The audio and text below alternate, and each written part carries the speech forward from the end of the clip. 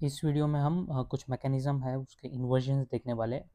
जैसे 4 बार है तो उसके अलग अलग लिंक्स को हम फिक्स करेंगे तो कौन से मैकेनिज़्म मिलेंगे, या slider crank, double slider crank.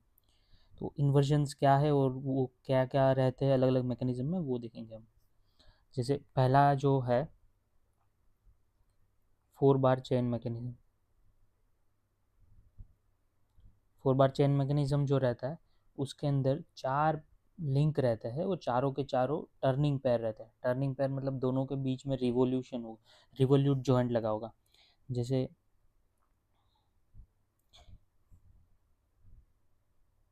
यहाँ पर ये एक लिंक है, ये दूसरा लिंक है, ये तीसरा लिंक है, और जो चौथा लिंक हमारा रहेगा वो हम फिक्स कर देंगे।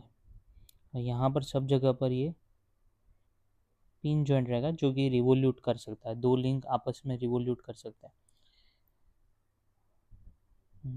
रिवोल्यूट का मतलब कि एक लिंक दूसरे लिंक के रिस्पेक्ट में रोटेट कर सकता है। तो यहाँ पर हम अगर लिंक का नाम देते 1 2 3 एंड 4, तो हमारे पास यहाँ पर एक तो सबसे शॉर्टेस्ट लिंक रहेगा, एक सबसे लॉन्गेस्ट रहेगा, और दो रहेंगे इन बिटवीन। अभी हम देखेंगे कि अगर शॉर्टेस्ट को फिक्स करते हैं, लॉन्गेस्ट को फिक्स करते हैं, या इन दोनों में से किसी एक को फिक्स करते हैं, कौन से डिफरेंट मैकेनिज्म हमको मिलते हैं। तो हम शॉर्टेस्ट को फिक्स करते हैं तो हमको एक पर्टिकुलर टाइप का मैकेनिज्म मिलता है, उसके पर्टिकुलर नेम्स है। तो पहले वो जो नेम्स है उसको हम देख लेते हैं। तो सबसे पहले हम बोलते हैं क्रैंक। क्रैंक जो रहता है वो फुल 360 डिग्री रोटेशन करता है। जैसे यहाँ पर ये सेकंड लिंक है, वो अगर 360 डिग्री ऐसे घूम के वापस आ जाए तो उसको हम क्रैंक बोलेंगे। तो आप याद रखिए कि क्रैंक वही होता है, उसका डेफिनेशन कि जो 360 डिग्री रोटेट कर सके मैकेनिज्म के अंदर। और जो कपलर रहता है,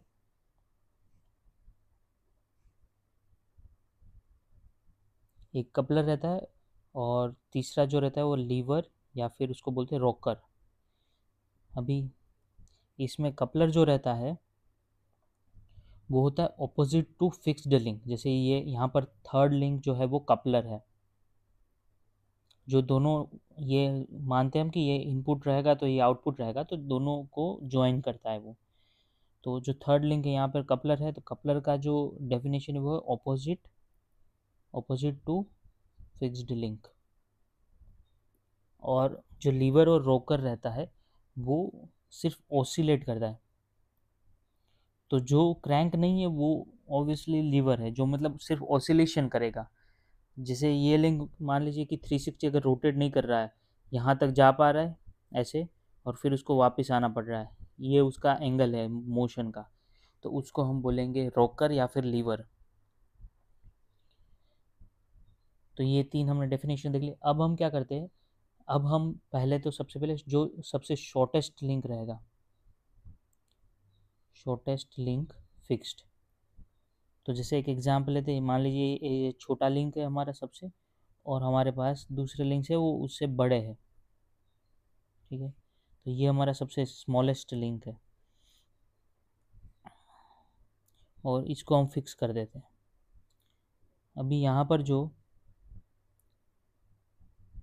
हमको मोशन मिलेगा उसमें हमको ऑलवेज सेकंड और जो फोर्थ है वो दोनों ही कंप्लीट 360 डिग्री रोटेट करेंगे। मीन्स यहाँ पर दो ऐसे लिंक है जो 360 डिग्री रोटेट करेंगे।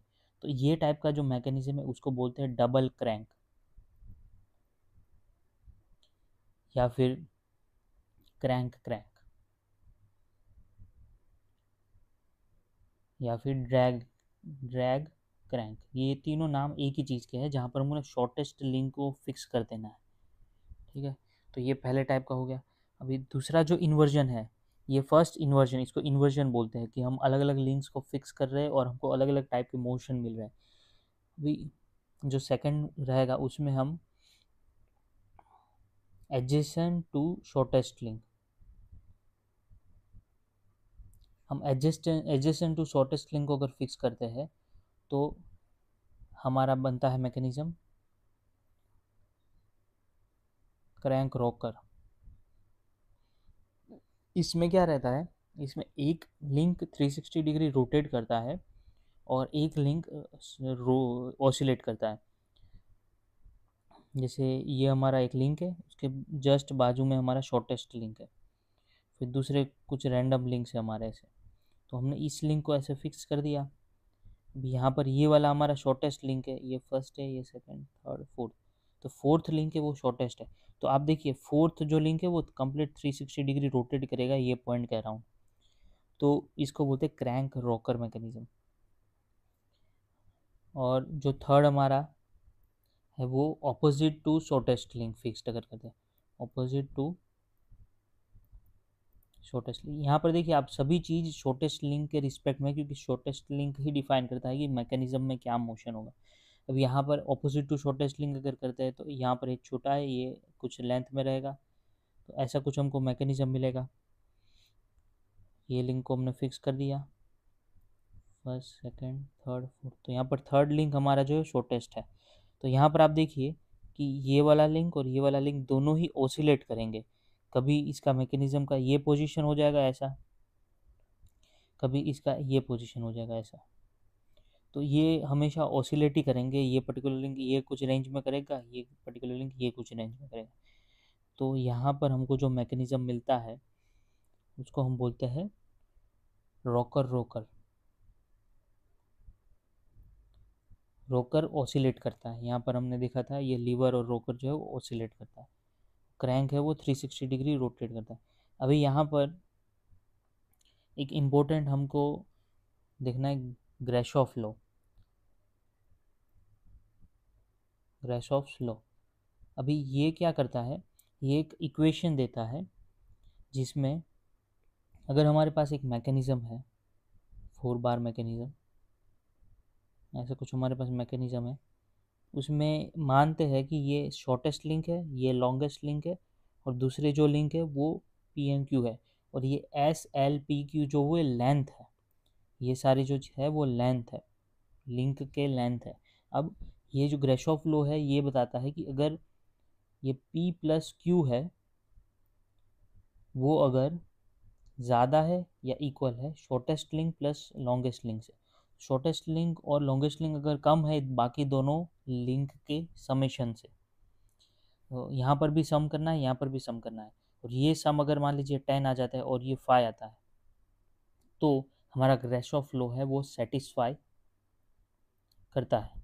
अगर ये 10 आ जाता है, ये भी 10 आ जाता है तो भी करता है, लेकिन ये अगर 10 आ जाता है और ये 12 आ जाता है तो यहाँ पर ये सेटिस्फाइड नहीं करता।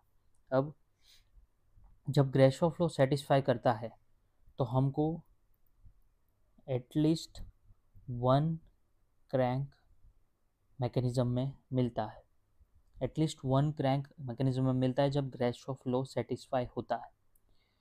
तो ये मैकेनिज्म में भी, रॉकर रोकर मैकेनिज्म में भी अगर ग्रेशॉफ लॉ सेटिस्फाई होता है तो हमको ये थर्ड वाला लिंक है वो कंप्लीट रिवॉल्यूशन दिखाएगा। वो थर्ड लिंक है वो क्रैंक बन जाएगा। क्रैंक होता है जो 360 डिग्री रोटेट करता है। तो रोकर रोकर में तो दोनों जो साइड वाले हैं, जैसे ये शॉर्टेस्ट लिंक है और ये मैकेनिज्म कुछ ऐसा है, तो यहाँ पर ये जो लिंक है वो कंप्लीट रिवॉल्यूशन करेगा, 360 डिग्री घूमेगा ये डायरेक्शन से जाके ये पर्टिकुलर पॉइंट के अराउंड ये 360 डिग्री रोटेट करेगा, और थर्ड लिंक जो है वो क्रैंक बन जाएगा। यहाँ पर अगर हम adjacent to shortest link fix करते हैं तो by default Grashof law follow हो जाता है, तो यहाँ पर ये क्रैंक फोर्थ लिंक क्रैंक बन जाता है। यहाँ पर शॉर्टेस्ट लिंक में करते हैं तो हमको डबल क्रैंक मैकेनिज्म मिलता है, बट ग्रेशॉफ लॉ सेटिस्फाइड होना चाहिए और वो होता ही है। तो ये ग्रेशॉफ लॉ हमको डायरेक्टली डिफाइन कर देता है कि मैकेनिज्म में क्रैंक रहेगा या नहीं रहेगा। अभी अगर ग्रेशॉफ लॉ सेटिस्फाई होता है तो उसको हम बोलते हैं क्लास 1 लिंकेज। जो मैकेनिज्म को कैटेगरी करते हैं वो ग्रेशॉफ लॉ सेटिस्फाई होता है तो क्लास 1 लिंकेज बोलते हैं। आप लिख देते ग्रेशॉफ लॉ सेटिस्फाइड। और अगर ग्रेशॉफ लॉ सेटिस्फाइड नहीं होता तो यहाँ पर ये लिख देते हैं नॉट सेटिस्फाइड। तो वो मैकेनिज्म को हम बोलते हैं क्लास 2 मैकेनिज्म। Class 2 linkage. तो ये दो कैटेगरी हुई। उसके बाद एक स्पेशल टाइप का 4 बार मैकेनिज्म में आता है जो कि पैरेलल क्रैंक 4 बार लिंकेज। पैरेलल क्रैंक 4 बार लिंकेज। अभी पैरेलल क्रैंक 4 बार लिंकेज में क्या रहता है कि ऐसा एक लिंक रहता है, फिर लॉन्ग लीवर रहता है, फिर एक दूसरा रहता है, दूसरा क्रैंक रहता है, और ये हमारा फिक्स्ड लिंक यहाँ पे हो जाता है।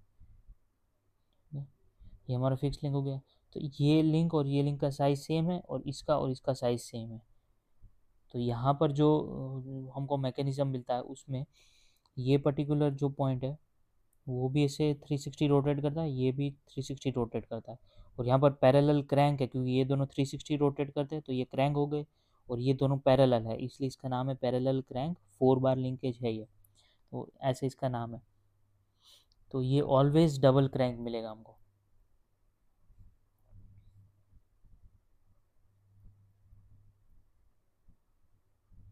ये ऑलवेज डबल क्रैंक रहेगा। अब जो एक और पर्टिकुलर टाइप है जिसको बोलते हैं डेल्टॉइड।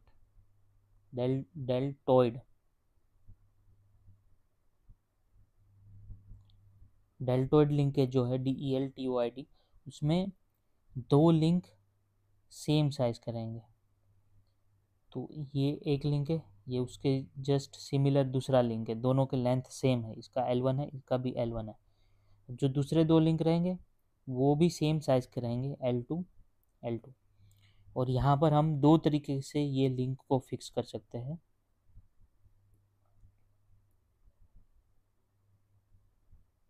पहले केस में हम ये वाला लिंक शॉर्ट वाला लिंक फिक्स कर देंगे, दूसरे में लॉन्ग वाला लिंक फिक्स कर देंगे।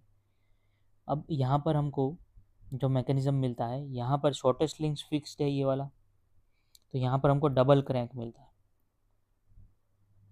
मतलब दो लिंक है ये और ये जो कि कंप्लीट रोटेशन करेंगे 360 डिग्री, और यहाँ पर हमने ये वाला लॉन्गेस्ट लिंक फिक्स किया, इसको भी फिक्स करेंगे तो भी सेम ही रिजल्ट आएगा क्योंकि दोनों का लेंथ सेम है। तो यहाँ पर हमको क्रैंक और रॉकर मैकेनिज्म मिलता है। तो ये वाला जो है वो 360 डिग्री रोटेट करेगा, और दूसरा वाला जो है वो नहीं, ये वाला जो है वो कंप्लीट 360 डिग्री रोटेट करेगा, ये पॉइंट करेगा, और ये वाला ऑसिलेट करेगा। तो ये भी एक स्पेशल मैकेनिज्म है।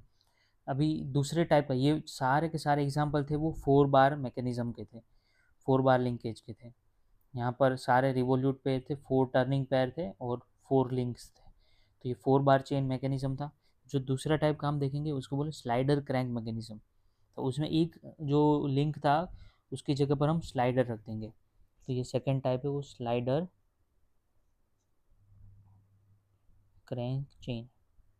अभी ये मैकेनिज्म में क्या होता है कि एक हमारे पास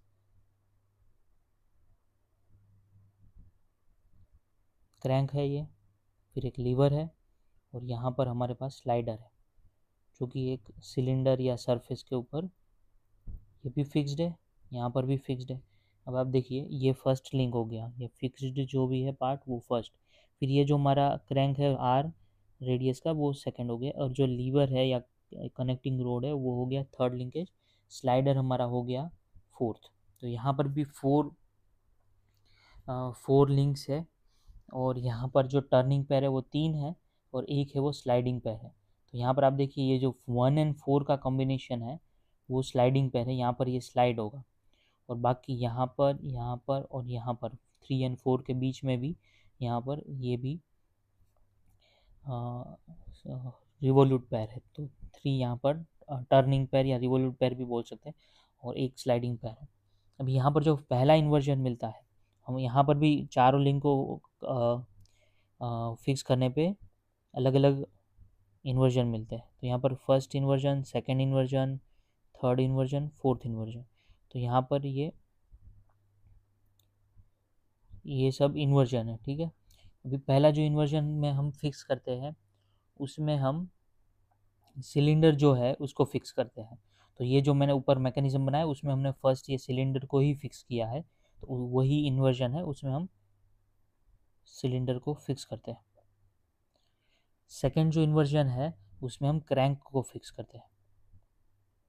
अभी क्रैंक हमारे पे या सेकंड लिंक है उसको हम फिक्स करते हैं, बाकी सब फ्री टू मूव रहेगा। थर्ड जो इन्वर्जन उसमें हम थर्ड लिंक को फिक्स करते हैं जो कि है connecting road. Connecting road fixed. और जो फोर्थ है उसमें हम स्लाइडर को फिक्स करते हैं। अभी आप यहाँ पर देखिए कि जो पहला तो मैंने ये ड्रॉ किया है वही है, उसमें सिलेंडर को हमने फिक्स कर दिया है। उस सिलेंडर फिक्स करने पे हमारा जो ये रेसिप्रोकेटिंग टाइप का जो इंजन होता है या कंप्रेसर होता है या पंप रहता है, जो भी रेसिप्रोकेटिंग टाइप का रहता है जिसमें सिलेंडर के अंदर पिस्टन हमारा मूव करता है, तो वो जो है बाइक्स में भी यही इंजन होता है। तो उसमें हम फर्स्ट इन्वर्जन यूज़ करते हैं, उसको बोलते हैं रेसिप्रोकेटिंग मैकेनिज्म। इसको रेसिप्रोकेटिंग इंजन बोल सकते हैं। जो सेकंड है उसमें हम अपना क्रैंक फिक्स करते हैं। अभी जब क्रैंक फिक्स करते हैं तो ये एक कुछ ऐसा हो जाएगा, यहाँ से ये ऐसे, ये स्लाइडर है और फिर ये हमारा सिलेंडर है ऐसे, और यहाँ पर हम ये लिंक को फिक्स कर देंगे। और जो एक से ये जो हमारा सिलेंडर है उसको यहाँ से ये पॉइंट से एक रोड के साथ अटैच कर देंगे ताकि वो अप एंड डाउन मोशन कर सके, या फिर कोई और पॉइंट से फिक्स करेंगे। तो ये सिलेंडर जो है वो फिक्स नहीं रहेगा, यहाँ पर एक रिवॉल्यूट पे रहेगा जिसकी मदद से ये सिलेंडर जो अप एंड डाउन हो सकता है। और ये वाला जो मैकेनिज्म है इसमें ये पूरा 360 डिग्री ये भी रोटेट कर सकता है, यहाँ पर ये भी पूरा 360 जा सकता है। और ये जो स्लाइडर है वो सिलेंडर के अंदर आगे पीछे होगा जिस हिसाब से लेंथ चेंज होगा। तो यहाँ पर भी अगर मैं ये ड्रॉ करता हूँ ऐसे, तो ये हमारा रोड हो गया। सिलेंडर का ऐसे पैरेलल ले लेते हैं, कोई ऐसे फिक्स नहीं है कि कोई लेंथ हो, ताकि स्लाइडर आराम से अपना रेंज ऑफ मोशन मूव कर सके। तो ये क्रैंक हमने फिक्स कर दिया। यहाँ पर हमको मिलता है with work quick return mechanism. तो ये मैकेनिज्म में हम फॉरवर्ड स्ट्रोक में हम कटिंग करते हैं शेपर मशीन या प्लानर मशीन में, और जब बैक आते तो स्पीड में हम टूल जब कटिंग नहीं करा तो स्पीड में हम बैक ले लेते हैं टूल को। तो with work quick return mechanism में रिटर्न वो जल्दी होगा और वर्क होगा तब वो स्लोली जाएगा। मीन्स कटिंग स्ट्रोक स्लो होगा फिर फटाक से रिटर्न आ जाएगा टूल अपनी जगह पर। तो ऐसे पूरा प्लानिंग जो शेपिंग और प्लानिंग मशीन रहता है उसमें ये वाला मैकेनिज्म यूज होता है। और दूसरा होता है रोटरी इंजन। रोटरी इंजन तो इसमें भी जो 12 सिलेंडर या ऐसा कुछ रोटेशन में इंजन्स रहते, काफ़ी सारे प्लेन जो थे पुराने उसमें भी ये यूज़ होता था। और 4 सिलेंडर 6 सिलेंडर ऐसा करके रोटेशन में सिलेंडर में रहता है, और उसमें भी ये मैकेनिज्म यूज़ होता है। और जो थर्ड वाला जो मैकेनिज्म रहता है उसमें हम ये जो थर्ड वाला कनेक्टिंग रोड था उसको फिक्स करते हैं।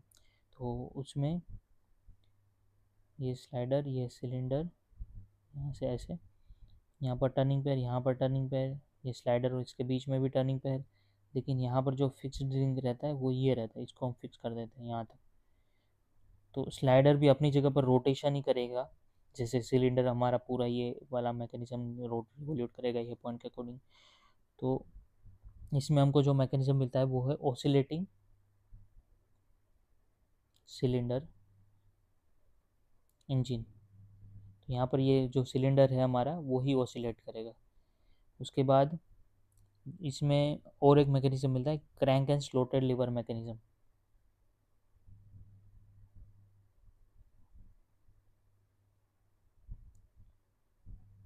तो ये भी कटिंग के लिए यूज़ होता है। हाँ, एक में प्लानर या शेपर में एक में ये वाला यूज़ होता है, दूसरे में ये वाला यूज़ होता है। ऐसा ही कुछ है लेकिन दोनों ऑलमोस्ट सिमिलर ही है। और ये जो रहता है इसमें स्लॉट बनाना पड़ता है, ये जो हमारा लीवर रहता है उसमें एक स्लॉट बनाना पड़ता है। और उसके अंदर स्लाइडर जो है वो स्लाइड करता है। फिर जो लास्ट वाला मैकेनिज़्म है उसके अंदर हम जो हमारा स्लाइडर है उसी को फिक्स कर देते हैं। उसमें से हमारा ये लीवर जा रहा है, फिर एक हमारा कनेक्टिंग रोड है, ये हमारा लीवर है, सॉरी क्रैंक है, उसके बाद हमारे ये कनेक्टिंग रोड है। तो यहाँ पर जो ये हमारा स्लाइडर है उसी को हम फिक्स कर देते हैं, तो ये स्लाइडर मूव नहीं होगा। तो ये यहाँ से हम अपना हैंड पंप का जो है वो पंप करते हैं, और ये हैंड पंप वाला मैकेनिज़्म बन जाता है, जिसमें से हम जो साइकिल वगैरह में हवा भरने के लिए यूज़ करते हैं वो हैंड पंप के लिए काम आता है। या फिर बुल इंजन करके भी आता है एक इंजन, तो बुल इंजन भी के लिए भी यूज़ होता है। तो यहाँ पर ये चारों इन्वर्जन हमने देख ली। अभी जो थर्ड मैकेनिज्म हमारा है वो है double slider. Double slider crank chain, इसमें दो टर्निंग पे रहेंगे, दो स्लाइडिंग पे रहेंगे, क्योंकि यहाँ पे दो स्लाइडर रहेंगे। और इसके अंदर भी तीन इन्वर्जन है, क्योंकि दो स्लाइडर है तो दोनों सिमिलर हो जाएंगे। हम किसी एक को फिक्स करेंगे तो दूसरा भी सिमिलर हो जाएगा। तो यहाँ पर ये फर्स्ट इन्वर्जन, सेकंड इन्वर्जन और थर्ड इन्वर्जन। तो पहले में जो हम फिक्स करते हैं उसमें स्लोटेड बार, जो ये जो हमारा पहला स्लाइडर है उस लिंक से कनेक्टेड है, दूसरा स्लाइडर है। ठीक है, दो स्लाइडर है और एक फिक्स लिंक रहेगा। तो हम यहाँ पर जो सिलेंडर के, ये स्लाइडर जिस सिलेंडर में ये स्लाइड होगा वही उसको ही फिक्स कर देते हैं। तो यहाँ पर ये ऐसा पूरा मैकेनिज़्म रहता है।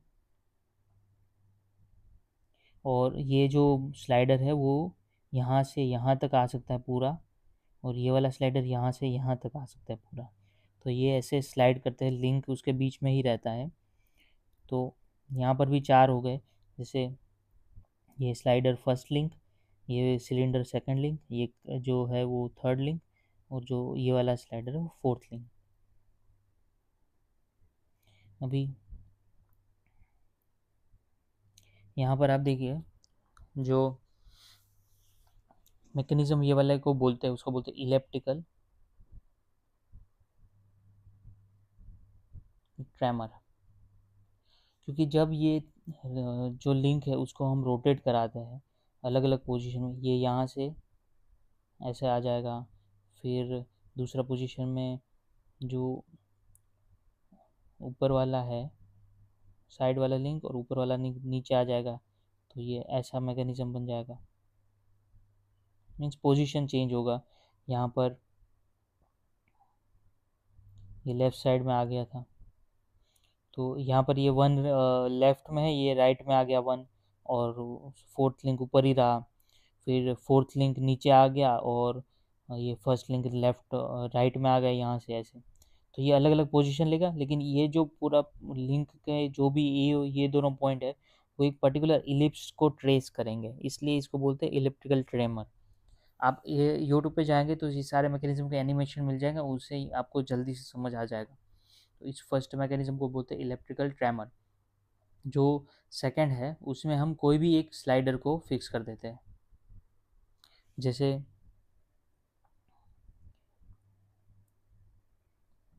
सेकंड मैकेनिज्म में एनी स्लाइडर फिक्स्ड।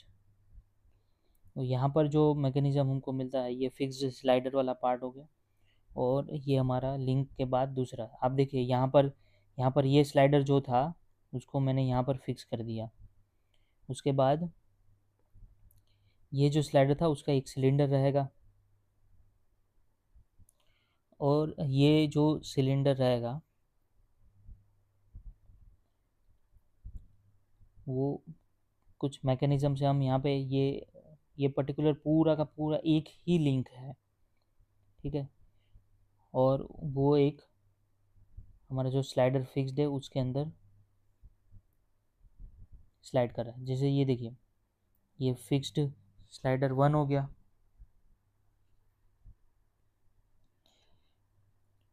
फिर जो सेकंड लिंक है वो ये हो गया, थर्ड लिंक हमारे स्लाइडर हो गया, और फोर्थ जो है वो ये हमारा टी टाइप का जो सेक्शन है वो हो गया, और ये फर्स्ट लिंक है जो कि फिक्स्ड है। तो ये पर्टिकुलर लिंक जब ऐसे रोटेट करेगा ये डायरेक्शन में, तो ये जो हमारा पर्टिकुलर टी है वो आगे और पीछे रेसिप्रोकेट करेगा। तो ये रिवोल्यूशन जो रहता है इसका, उसको लीनियर मोशन में कन्वर्ट करने के लिए यूज़ होता है, और इसको हम बोलते हैं स्कॉच योक मैकेनिज्म, YOKE, SCOTCH YOKE। और ये बहुत प्रैक्टिकली यूज़ भी होता है काफ़ी सारे इंडस्ट्रीज़ में। और तीसरे टाइप का जो मैकेनिज्म है उसमें हम जो दोनों स्लाइडर के बीच का जो लिंक है, कनेक्टिंग लिंक है, उसी को फिक्स कर देंगे। Connecting link fixed. अभी यहाँ पर ये होता है ना कि जो स्लाइडर है, ये फर्स्ट स्लाइडर है, कनेक्टिंग लिंक है, और ये सेकंड स्लाइडर है। तो यहाँ पर ये कनेक्टिंग लिंक को हमने फिक्स कर दिया, तो स्लाइडर अपनी जगह पर ही रोटेट कर सकते हैं 360 डिग्री में। और यहाँ पर ये सिलेंडर हो गए जिसमें स्लाइडर रोटेट करेंगे। तो अगर ये सिलेंडर को हम रोटेट करेंगे, इसको हम रोटेट करेंगे, तो स्लाइडर भी इसके साथ रोटेट होगा, और उसके अंदर सिलेंडर स्लाइड होगा तो स्लाइडर अपनी जगह पर ही गोल गोल घूमेगा, लेकिन सिलेंडर आगे पीछे हो सकता है। तो इस वाले में हमको जो मिलता है वो ओल्डहैम कपलिंग मिलता है, ओल्डहैम कपलिंग। और ये कपलिंग में अगर दो शाफ्ट है, ये शाफ्ट है दूसरा, और इस दूसरा शाफ्ट यहाँ पर है, और दोनों शाफ्ट को हमको अगर रोटेशन टॉर्क ट्रांसफ़र करना है और दोनों में मिस अलाइनमेंट है, तो हम उसके बीच में ओल्डहैम कपलिंग लगा देंगे। ओल्डहैम कपलिंग का जो साइड सेक्शन रहता है उसमें उसमें कैसा रहता है, ये दोनों शाफ्ट है, और जो कपलिंग रहता है उसका कुछ 3 सिलेंडर रहते हैं, ये इंटरमीडिएट सिलेंडर, और ये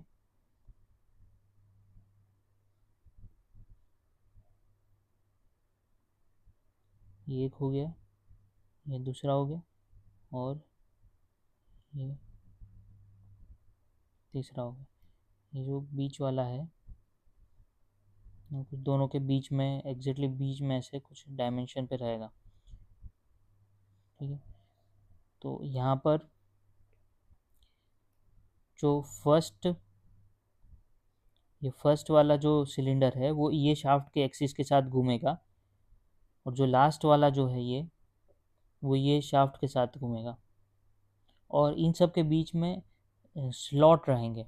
अगर आप साइड से ऐसे देखोगे तो सबके बीच में ऐसे स्लॉट रहेंगे, और ये लिंक के बीच में ऐसे एक्सटेंडेड स्लॉट रहेंगे, और बीच वाले के अंदर होल टाइप रहेंगे। ऐसा कुछ मैकेनिज्म रहता है जिसकी वजह से ये ट्रांसफ़र होता है, और ये स्लॉट के बीच में ये जो पर्टिकुलर सिलेंडर है वो अप एंड डाउन भी मोशन कर सकता है। ये जो बीच वाला है वो अप एंड डाउन भी मोशन करेगा, जिस हिसाब से स्लॉट में वो फिट बैठेगा। तो जब शाफ्ट में लीनियर मिसअलाइनमेंट होता है कुछ डिस्टेंस में, या से भी छोटा, तब ये ओल्डहम कपलिंग को हम यूज़ करते हैं। तो ये कुछ मैकेनिज्म थे। इसके बाद एक स्पेशल टाइप का मैकेनिज्म का क्वेश्चन पूछ लेते हैं, वो है जेनेवा, JENAVA,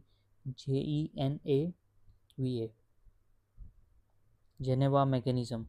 अभी ये मैकेनिज्म को हम इंटरमिटेंट शाफ्ट पावर ट्रांसमिशन के लिए यूज़ करते हैं।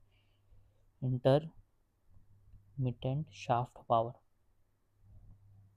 जैसे हमको शाफ्ट पावर करना है 2 सेकंड के लिए, फिर 4 सेकंड के लिए ब्रेक लेना है, फिर वापस 2 सेकंड के लिए करना है, फिर वापस 4 सेकंड के लिए ब्रेक करना है। इसमें क्या होता है, एक शाफ्ट होता है उसका, ये शाफ्ट में ये ये पॉइंट के अराउंड घूमता है, और इसमें एक अटैचमेंट रहता है ऐसा, और उसके ऊपर ऐसे पिन रहता है। अभी ये साइड से अगर हम देखते हैं तो ये हमारा सिलेंडर हो गया, यहाँ पर ये अटैचमेंट हो गया, और इसमें ऐसा पिन हो गया जो कि अब एक्सटेंड होता है। फिर हमारा जो मैकेनिज़्म रहता है जो हमको पावर ट्रांसमिट करना है, वो यहाँ पर ऐसा कुछ मैकेनिज़्म रहता है, आप देख लीजिए, ये कुछ इस प्रकार से रहेगा,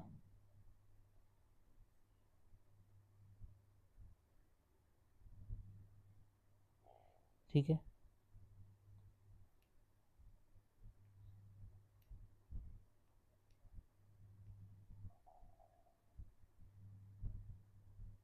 अभी आप देखिए यहाँ पर ये रोटेट ये कर रहा है, जैसे ही पिन पिन ये होल के अंदर ऐसे जाएगी, ये घूम रहा है, तो ये इसको 90 डिग्री से घुमा देगा। फिर 90 डिग्री घुमाने के बाद इतने पोर्शन के लिए, जब तक पिन वापस से घूम के यहाँ से वापस से घूमते यहाँ तक नहीं आ जाती, तब तक ये वाला जो शेप है वो ऐसा का ऐसा ही रहेगा, ये यहाँ पे इस पॉइंट पे घूम रहा है। तो ये वाला शेप ऐसे ही रखा, जैसे ही पिन वापस यहाँ पे आ जाती है और यहाँ से लेके यहाँ तक जाती है तो ये वापस से 90 डिग्री इसको ये होल के थ्रू घुमा देगा। वैसे ही बाद में ये वाला आएगा तो ये ऐसे घूमता रहेगा गोल गोल, बट ये इंटरमिटेंट घूमता रहेगा, ऐसा नहीं कि कंटिन्यूस घूमता ही रहा है घूमता ही रहा है, ब्रेक ले ले लेके घूमता रहेगा ये। तो ये कुछ मैकेनिज्म है, उसके अलावा कुछ स्टेयरिंग मैकेनिज्म ये वगैरह है, लेकिन वो बहुत रेयरली पूछे जाते हैं। बस ये वाला एक था, कभी कभी एक मार्क में या मैच द फॉलोइंग में पूछ लेते हैं। तो ये बस आपको रट लेना है कि कैसे, और ग्रेश ऑफ लो को आपको याद रखना है कि कैसे फॉलो होता है। और आप इसको एक बार अच्छे से समझ भी लोगे तो आपको रटने की भी ज़रूरत नहीं पड़ेगी। सो इससे आपका 1 मार्क का क्वेश्चन ऐसा फिक्स्ड होता ही है कि आ ही जाता है, तो इतने से आपको 1 मार्क का एज मिल जाएगा। ठीक है, सो देखते कुछ आगे के वीडियो में न्यू कंसेप्ट। ठीक है।